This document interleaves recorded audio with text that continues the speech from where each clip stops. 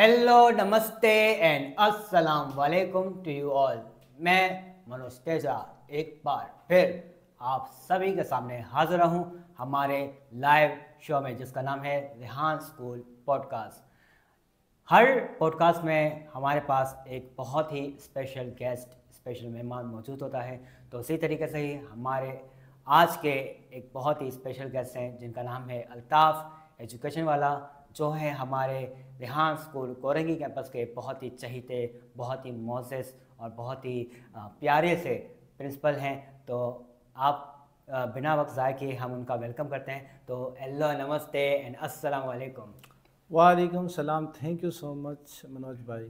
तो कैसे हैं आप सब? जी अल्हम्दुलिल्लाह। तो मैं चाहता हूँ, सबसे पहले मैं सवाल करना चाहूँगा आपसे कि आप जो है गिलगित से यहाँ पर कराची तक आए हैं, तो थोड़ा मुझे बताएं कि आया अब गिलगित से कराची, यानी मैंने सुना है कि गिलगित बहुत ही खूबसूरत जगह है, अगर मैं गलत नहीं हूँ तो यहाँ पर कराची में कैसे आना हुआ वैसे?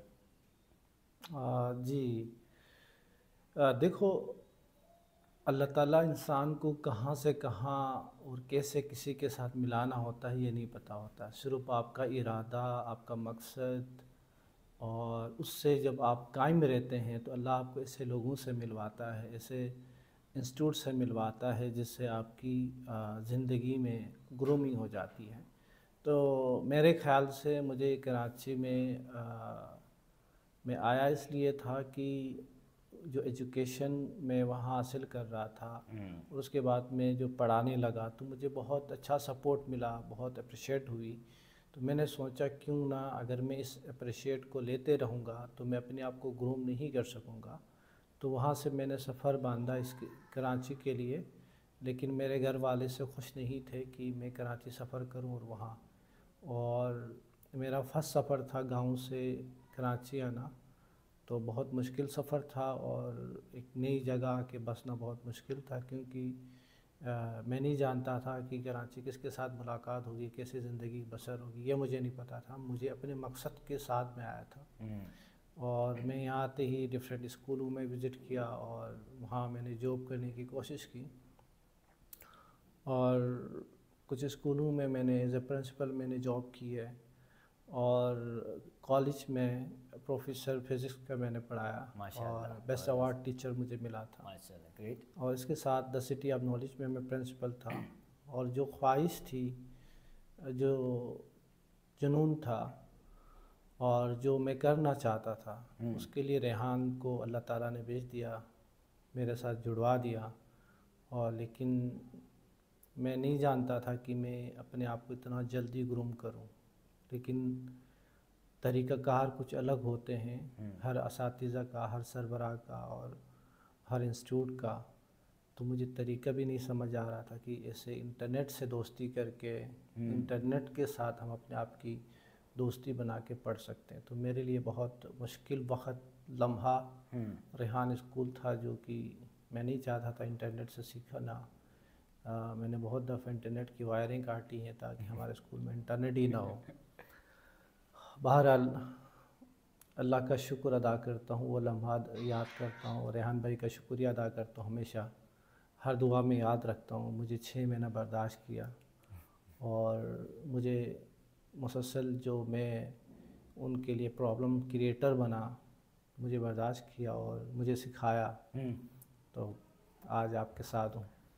माशाल्लाह, बहुत ही बेहतरीन, बहुत ही ज़बरदस्त।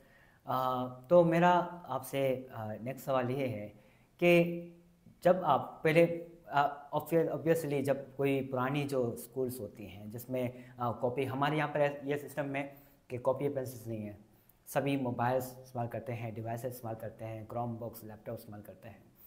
तो जब ये चीज़, नई चीज़ लॉन्च हुई, तो बीइंग अ प्रिंसिपल आपने किस तरीके से इसको टैकल किया? क्योंकि आप पहले ज़ाहिर बात है पुरानी जो चीज़ें थी आप उसके प्रिंसिपल थे, वो क्लास अरेंज करवाना, टाइम टेबल और क्लासेस वगैरह, तो आपने इन चीज़ों को कैसे टैकल किया, कैसे फेस किया इन सारी चीज़ों को? सर मैंने फेस नहीं किया, मुझे सिखाया गया। 6 महीने के जो ड्यूरेशन था उसके अंदर मुझे रेहान भाई ने हर लम्हा मुझे सिखाया, बड़ी इन्वेस्टमेंट की है मेरे ऊपर, और बहुत बेहतरीन टीचर मेरे पास भेजे जो कि रेहान स्कूल कुरंगी कैंपस में रात ही गुजारते थे। अच्छा। और बहुत बड़ा इन्वेस्टमेंट किया है। तो क्या और क्या मुझे चीज़ें थी वैसे, कोई बताना, इसको हाईलाइट करना चाहेंगे? हाईलाइट में बिल्कुल ये करना चाहूँगा, अगर कोई मेरे लिए रेहान भाई टीचर अपॉइंट करता है या उसको जो भी है सैलरी पे, तो मेरे लिए कर रहा था ना, उसका तो उसमें कोई वो था नहीं मुझे सिखाने में। दूसरा, इंटरनेट लगवा दिया, हमें मोबाइल फ़ोन्स दे दिए, जो असातिज़ा के पास मोबाइल फ़ोन नहीं था उनको मोबाइल फ़ोन दिया, लैपटॉप दे दिए, जितने लैपटॉप, इतने लैपटॉप दे दिए हैं, और अच्छे वाले अच्छे क्वालिटी के लैपटॉप दे दिए। राइट। और बहुत बड़ी इन्वेस्टमेंट की थी सिर्फ टीचरों को सिखाने के लिए। तो एज ए प्रिंसिपल अगर मैंने कुछ चीज़ें उसके बाद चेंज की है, सिखाया है, तो वो पूरी गाइड करता है रेहान भाई, बच्चे की तरह प्यार से समझाता है, ऐसे करना होता है, ऐसे करना होता है। तो ये अच्छा, तो आपको कभी मतलब वो नहीं लगा, अजीब सा नहीं लगा कि ये क्या मतलब एक ये क्या हो चीज़ हो रही हैं ये, तो कभी आप अजीब लगा इसे? जी, मुझे बिल्कुल अच्छा नहीं लगता था कि इंटरनेट का इस्तेमाल करना, क्योंकि अगर हम देखा जाए तो जो टीचर्स, जो स्कूल, जो इन्वायरमेंट से हमने सीखा है, वो कभी इजाज़त इस चीज़ का नहीं देता कि आप अपने बच्चे को या आप खुद अपने आप को इंटरनेट के अंदर ज़्यादा से ज़्यादा टाइम लगा लें। क्योंकि कुछ जो चीज़ नेगेटिविटी के अंदर अगर आप सीखते हो, अगर उसके दो पहलू होते हैं, अगर एक पहलू को ज़्यादा आप हाईलाइट करते हो तो आपको वो नेगेटिविटी ही नज़र ही आएगी। तो उसमें पॉजिटिव ज़्यादा चीज़ें हैं इंटरनेट के अंदर, तो उस चीज़ों को अंदर ज़्यादा हाईलाइट करें। अगर जो चीज़ डिपेंड करता है यूज़ के ऊपर, अगर आप किस तरह यूज़ करते हो, सही। तो इंटरनेट का बेहतरीन इस्तेमाल हो सकता था, सही। ये मुझे इल्म नहीं था। दूसरा, मुझे ये नहीं पता था कि इंटरनेट के अंदर आपके पास लाखों टीचर्स मौजूद हैं, जो आप अपना लेक्चर तैयार करते हो तो 4-5 बुक्स पढ़ के करते हो, आप एक वीडियो, 2 वीडियो, 4 वीडियो में आप बहुत सारी उसी एक टॉपिक के अंदर सीख सकते हो, वो भी फ्री ऑफ कॉस्ट। आपको चैप्टर ढूंढने नहीं पड़ते, आपने सिर्फ एक इंस्ट्रक्शन देने हैं, गूगल में जाके, यूट्यूब में जाके, वो आपको निकाल के दे देता है। तो आपकी लर्निंग कैसे करनी है, लर्निंग कैसे करवानी है, ये आपको सिखाता है। Great, wonderful. सो चलिए, ये तो आपके ऊपर तो हो गया, आपने जो भी फेस किया आपने बता दिया। अब ये जो हमारा स्कूल है वो कोरंगी जैसे इलाके में बहुत ही अंदर, बहुत ही, जब मैं आया यहाँ पर देखा, मैंने कहा ये स्कूल कहाँ पर है, बहुत अंदर है भी या नहीं, कैसा होगा। तो अमूमन लोग कहते हैं यार इतनी दूर आप जाते हैं स्कूल वगैरह, तो मैं फिर उन्हें बताता हूँ कि यार नहीं भाई, स्कूल ऐसा है। तो जब सारी बातें, अभी सब कुछ माशाल्लाह सब कुछ बना हुआ है, जैसे स्टूडियो, हर चीज़ वगैरह बेहतरीन तरीके से बनी हुई है। तो जब शुरुआत हुई थी और मैं बीइंग अ प्रिंसिपल, आप जब यहाँ पर अपॉइंट हुए थे, तो उस वक्त बच्चों को आपने किस तरीके से एजुकेट किया, ये इन यानी मोबाइल की तरफ और इंटरनेट की तरफ कैसे आपने उन्हें मोटिवेट किया, रागिब किया उन्हें? जी बिल्कुल, अगर मैं दूसरी तरफ से लेके जाऊं तो दुबई जब बन रहा था ना, तो उस टाइम एक खाली सहरा, एक टुकड़ा था, किसी को नहीं पता था कि दुबई इतना फेमस होगा और इतना बड़ा दुबई में मार्केट के अंदर उसकी वैल्यू होगी। इसी तरह आप ईरान की बात करोगे तो लोग ईरान जाना पसंद नहीं करते थे, आज लोग मुस्लिम ममालिक ईरान की मिसाल लेते हैं कि ऐसा बनना चाहें। तो कोई भी इमेज सब हम अपने माइंड में क्रिएट करते हैं ना, तो दूसरा माइंड, दूसरा क्या देता है, माइंड सिग्नल देता नहीं ऐसा भी हो सकता है, वो पॉजिटिव नेगेटिव दोनों लेके चलता है। तो इसी तरह जब रेहान स्कूल स्टार्ट हो रहा था तो मुझे नेगेटिव की तरफ भी खींचता था, पॉजिटिव की तरफ भी मैं खींचा जा रहा था। तो वो इमेज रेडी नहीं थी, आया नहीं था, दिखा नहीं था। मुझे नहीं पता था कि स्कूल के अंदर ब्रॉडकास्ट रूम भी होता है, मुझे ये नहीं पता था कि स्कूल के अंदर आप यूनाइटेड नेशन का रूम बनाओगे, मुझे ये नहीं पता था कि रेहान भाई एक स्टार्टअप रूम लगाएंगे, मुझे नहीं पता था मेकर स्पेस भी स्कूल में होता है, मुझे ये नहीं पता था स्कूल में योगा करवाते हैं, उसके लिए एक ट्रेनर हायर करते, ये नहीं पता था। तो ये इसकी एक विज़न है रेहान भाई का कि वो उस विज़न से पाकिस्तान के लिए, पाकिस्तान के लोगों के लिए और हमारे आने वाली नस्लों को बदलना चाहते। तो ये रेहान भाई का एक पौधा है जो कि उनकी आपने भी सुना होगा, रेहान भाई के अल्फाज हैं कि उसकी खाला ने कहा कि अगर आप कल क़यामत होने वाली है तो आपके हाथ में पौधा है तो आप उस पौधा को लगा दें। तो रेहान भाई उस मिशन पे काम करते हैं कि मेरे पास जो चीज़ है मैं पौधा लगा लूँ। तो यहाँ हर बंदा क्या है, पौधा है, दरख्त ये बना है। अभी तो हम बीज से निकले ही नहीं, मैं बच्चे की क्या बात करूँ। जो विज़न, जो सोच के ऊपर काम रेहान भाई कर रहे हैं, उसको देख के मैं अपने आप को देखता हूँ तो मैं अभी बीज के अंदर हूँ। तो बीज से जब बाहर आएंगे तो आप अपने आप को देख भी नहीं सकते। तो एज ए स्टूडेंट के अंदर भी ये है कि अभी वो बीज हैं, अभी अपनी वो निकलने की तैयारी कर रहे हैं। बीज फटने से पहले वो आसपास की मिट्टी दूर कर देता है ताकि मैंने निकलना हुआ है। तो वो अभी हो रहा है, और जब ये निकलेंगे तो फिर आपको दुनिया भर में नज़र आएंगे, क्योंकि विज़न एक बहुत बड़ा है।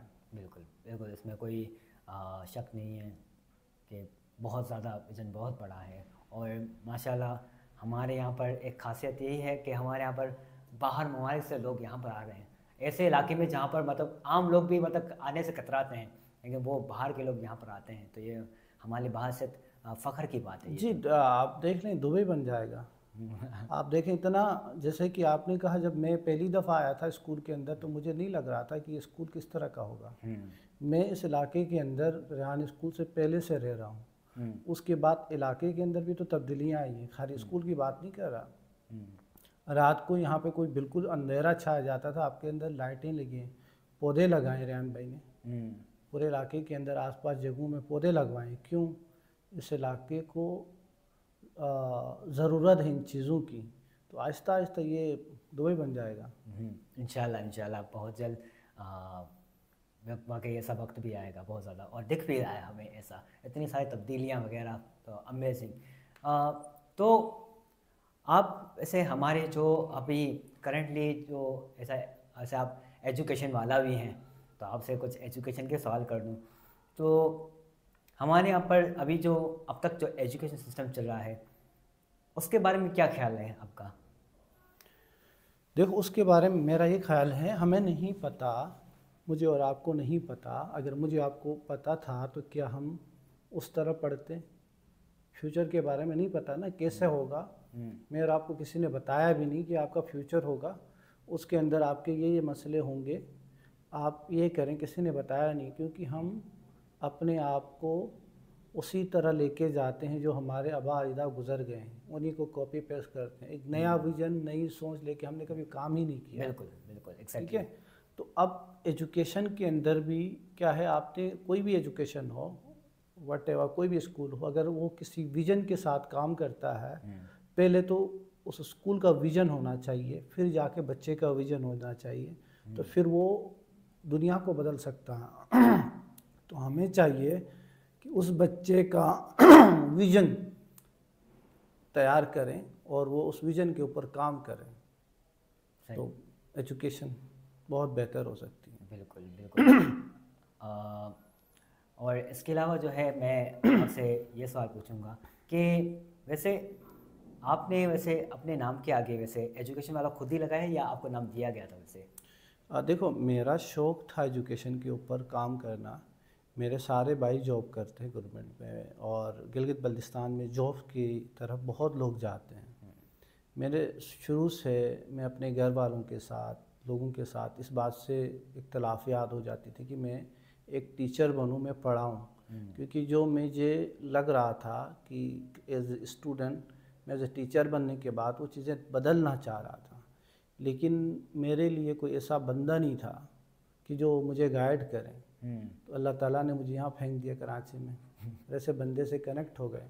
तो आज मैं कभी कभी इस बात से खुशी महसूस करता हूँ, मेरे असातिज़ा जो मुझे पढ़ाते हैं, मुझे कॉल करते हैं, मुझसे सीखने की कोशिश करते हैं। माशाल्लाह। तो इसके पीछे जो पूरा क्या है, विज़न है रेहान भाई का। तो जब उस विज़न के ऊपर आप समझते हो विज़न को, तो फिर आप एक बहुत बड़े इंसान हो। बिल्कुल बिल्कुल, इसमें बेहतरीन बात।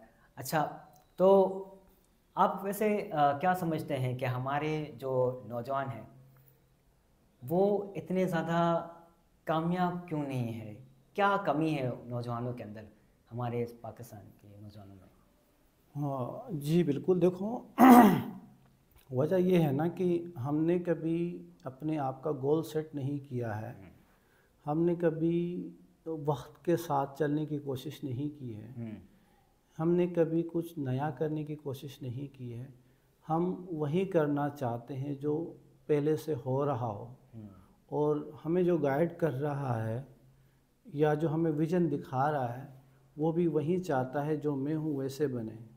तो जब बंदा या कोई टीचर किसी बच्चे को अपनी जैसे बनाने की कोशिश करता है, उस टाइम तक वक्त बहुत आगे जा रहा होता है। हम्म, तो उस असातिज़ा को, उस बच्चे को उस वक्त के साथ चलना होगा। अगर आज बच्चों को हम रेहान स्कूल में चैट जीपीटी सिखाते हैं, एआई सिखाते हैं, तो इस वजह यह है कि आज एआई इतनी तेज़ी से काम करती है, तो 5 साल जब 5G आएगा तो कितना फास्ट होगा।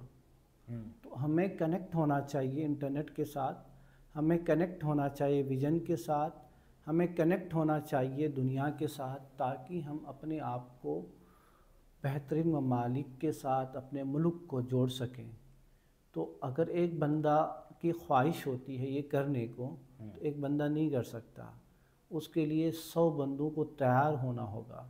अपने मुल्क को, अपने वतन को, अपने आने वाले जो फ्यूचर हैं उनको उन ममालिक के साथ शामिल करें, ताकि हमारा मुल्क भी एक बेहतरीन ममालिक में शामिल हो जाए। अल्हम्दुलिल्लाह अल्लाह ताला ने पाकिस्तान के अंदर जितनी नियामत अता की हैं, आई थिंक सो कहीं और नहीं है। बिल्कुल। आप पाकिस्तान के अंदर सबसे हाई टेम्परेचर भी आपको कराची हम्म, में मिलता है। आपको पाकिस्तान के अंदर से सबसे लोएस्ट जो है टेम्परेचर, आप गिलगित बल्तिस्तान जाएं कितना लोअर टेम्परेचर है। हम्म, तो 4 मौसम बिल्कुल।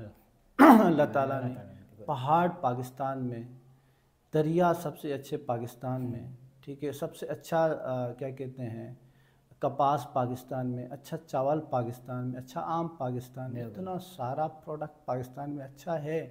लेकिन उस हम अच्छे को और अच्छा करने की कोशिश नहीं करते हैं। तो बिल्कुल। अब जब आप अच्छे चीज़ को और अच्छे करने की कोशिश नहीं करें, तो दूसरे उसको क्या करता है, compete करता है। तो हमें उस अच्छे के ऊपर काम करना चाहिए और अच्छा करने का। हम्म, अगर आप कहते हैं कि मैं अच्छा हूँ, हम्म, तो अगर मुझे और अच्छे बनने की ज़रूरत है, हम्म, और अच्छे बनने की ज़रूरत है, इसी हम्म, तरह जो अल्लाह ताला ने नियामतें दी हमें, उसको बेहतरीन इस्तेमाल करना। इस तरह के इन्वायरमेंट बने, इस तरह के यूनिवर्सिटीज़ बने कि जो आम की बेहतरीन आम है पाकिस्तान के अंदर, उसकी हम्म, फसलों में और कैसे हम, फलों में और कैसे इजाफा कर सकते हैं, कर- कपास को और हम बड़ा उस पर कैसे लेके आ सकते हम्म, हैं। ये पानी गिलगित बल्तिस्तान, दरिया सिंध पहाड़ों से निकल के कराची तक आ जाता है, उस पानी को सही यूटिलाइज़ क्यों नहीं करते हैं। हम्म, पानी से अगर गिलगित बल्तिस्तान में बिजली बनाएं, तो सिर्फ आपके पाकिस्तान ही, आप बैरून ममालिक भी बिजली भेज सकते हो, सिर्फ आपका पानी बना सकता है। सही। तो इन्वेस्टमेंट जो हम इधर दिगर डिफरेंट फैक्ट्रीज में जैसे बिजली प्रोवाइड होती है, हम्म, क्या हम वहाँ बनाएं तो क्या नहीं कर सकते हैं? बिल्कुल कर कर सकते हैं। सिर्फ इस्तेमाल करना कौन सिखाएगा? हम्म, बिल्कुल। अच्छा, तो आपकी नज़र में एजुकेशन की क्या डेफिनेशन हो सकती है?